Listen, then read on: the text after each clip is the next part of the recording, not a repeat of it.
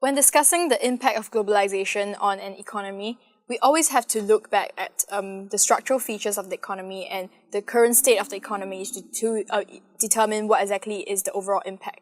So on the issue of inflation, for example, which is more likely to experience inflation, developing countries or developed countries? Well, the answer is developing countries will be more likely to experience inflation due to relatively less developed infrastructure.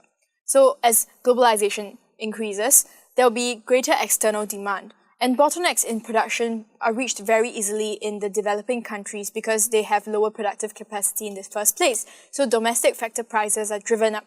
This translates into higher domestic costs of production, hence raising the general price level. Examples of these will be the Latin American countries in the 1980s.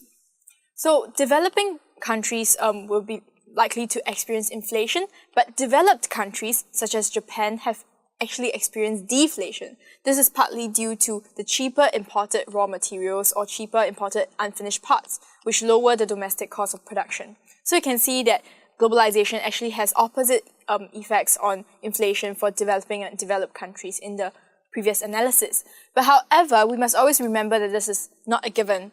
A lot depends on the context, a lot depends on what time period we're talking about. So in an era of growing demand for commodities, growing demand for food, fueled by the growth of giants such as China and India, right?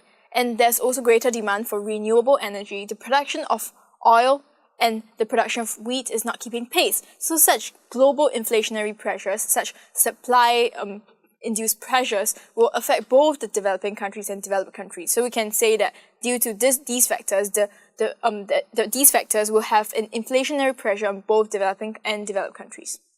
So now let us now briefly look at what globalization means to some countries other than Singapore in today, right? China has a large domestic market in contrast with Singapore, but has income disparity. Hence, it still relies greatly on global sources of growth, export-oriented sources of growth, since its domestic market cannot replace the external demand. So China has to rely on globalization also for the transfer of technology, expertise and know-how in high-tech areas, because these are the areas where other countries tend to have comparative advantage. For example, in car manufacturing, European countries, Germany, will have comparative advantage above China, and for China, it will have to rely on these countries for the transfer of technology to improve its own car manufacturing industries. So in USA and Europe, there is a different trend. So protectionism and anti-globalization sentiments are on the rise. Well, why? Because it is due to the structural unemployment, which is a common problem faced by the more economic developed countries. However, economists will call this a short-term problem caused by labor immobility, as we discussed previously. A good policy approach is therefore to speed up the transition to other forms of industry via government policies that increase training.